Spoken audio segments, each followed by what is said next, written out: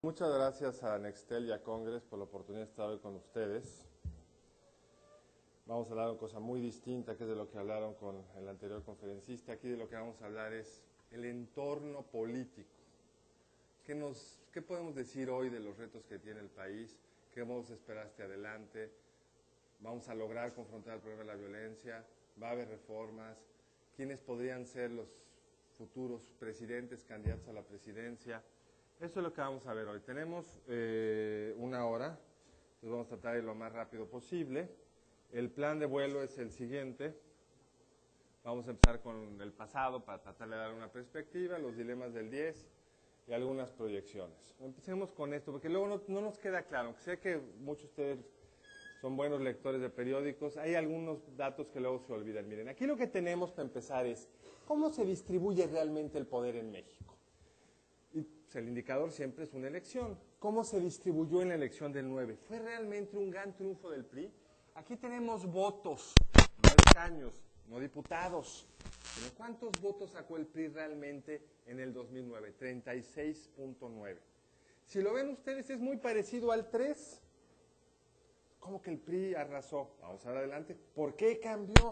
Pero en términos de voto, lo que da nuestro sistema electoral es una enorme estabilidad. En las intermedias, al PRI le suele ir muy parecido. ¿Por qué le va muy parecido al PRI en las intermedias? Porque tiene una maquinaria. La gente sale a votar, tiene un núcleo duro, sólido, y vamos a verlo en las estatales.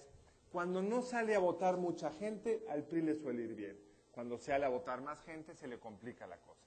Y en las intermedias no salimos a votar mucho los mexicanos, porque es como muy abstracto esto de los diputados, nos caen gordos. Entonces, la suma de las dos cosas, la gente no suele votar en las intermedias.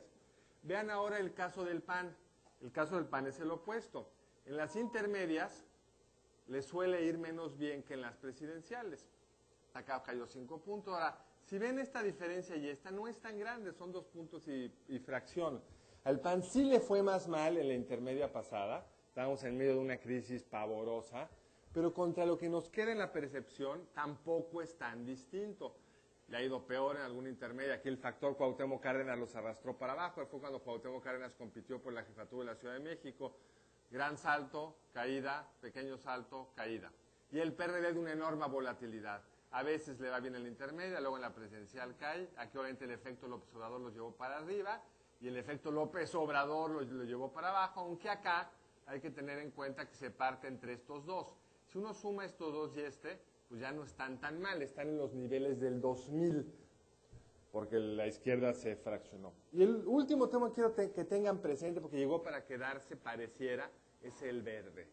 El Partido Verde Ecologista Mexicano, que obtuvo el 6.7 de los votos de la elección intermedia, se convierte así en el cuarto partido del sistema político mexicano. En algunos lugares en el norte de la República es el tercero en muchas plazas. Y hay un nuevo partido que aquí va a estar haciendo mucho ruido porque se vuelve un partido bisagra, un partido que puede definir elecciones, que es el partido de la maestra, el partido de los maestros. Este es el panorama. Estos son los votos, pero ¿qué pasa cuando traducimos los votos en diputados? Nuestro sistema, por reglas que no les quiero explicar, salvo que les interesen muchísimo, lo vamos a las preguntas, sobrerepresentan los partidos que ganan. Si el que es más grandote, no solo obtienes el 38% de los votos, sino te vas al 47% de los diputados. Esa es la percepción de triunfo del PRI. Su 38 se vuelve 47, lo dirán ustedes también acá, en la anterior intermedia fue 44, no es tan distinto. ¿Cuál es la suma de esa sobrerepresentación? Y su aliado, el verde, lo que hace la gran diferencia. 4 más 47 da 51.8.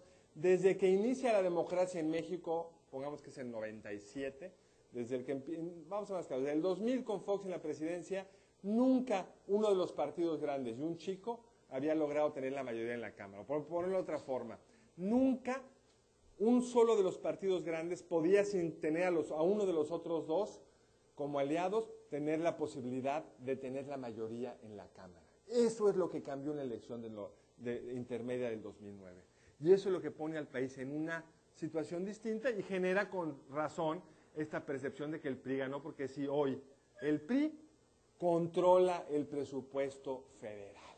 ¿Qué quiero decir con ello? Ustedes saben, en México, por una peculiaridad de nuestra Constitución, porque en los países como el nuestro federal, con 2 cámaras, los impuestos y el presupuesto pasarían, Estados Unidos, Argentina, Brasil, pasan por Cámara de Diputados y por Cámara de Senadores.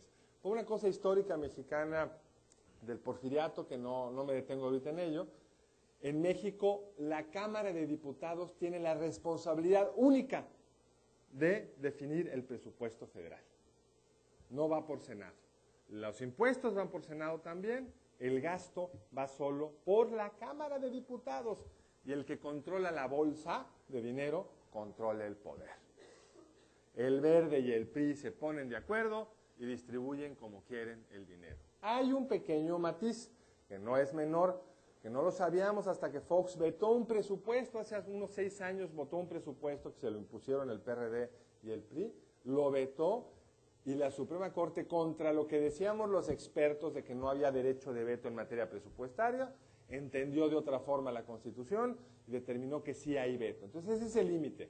Si el PRI y el Verde, por usar una palabra coloquial, se agandallan de más, ahí hay un límite que es la Suprema Corte, pero es un proceso largo, incierto, todas las partidas vetadas mientras tanto no se pueden gastar, pero eso le da un instrumento al partido del poder.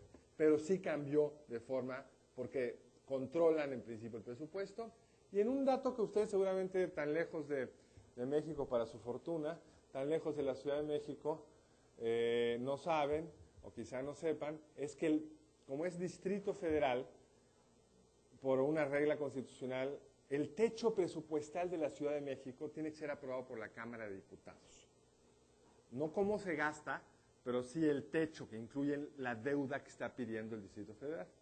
Cuando el PRD se puso un poco necio y no quería votar con el PRI y el PAN en el último presupuesto, el PRI le enseñó a dónde se había ido el techo presupuestal de la Ciudad de México y aprobaron inmediatamente lo que le estaban pidiendo, porque los traen controlados en su techo de gasto a través de las facultades de la Cámara de Diputados. Lo segundo, hoy no pasa algo en la Cámara de Diputados que no quiere el PRI. En la Cámara de Senadores, PAN y PRD, si logran darle consistencia a esta alianza extraña electoral, pueden sacar cosas. En la Cámara de Diputados, no. Entonces, las posibilidades de reforma, como veremos en un momento más adelante, es muy complicado. Y por último, quiero recordarles 2 temas muy importantes de cara al 2012. En México, los partidos políticos tienen mucho dinero legal. No hablo del ilegal, que es todavía más grande, alto y inmedible por su ilegalidad. El legal. ¿Cómo se construye la fórmula para darle a los partidos el dinero? Se construye en función del número de votos que obtuviste en la última elección. Un 20% se distribuye de forma pareja, el otro 80% de forma estrictamente proporcional al número de votos que tuviste. Razón por la cual en la elección del 12 el PRI va a tener como 1/3 más de dinero que el PAN. Si le sumas al Verde, pues va a tener casi como el 45% más dinero que el PAN para gastar en las elecciones.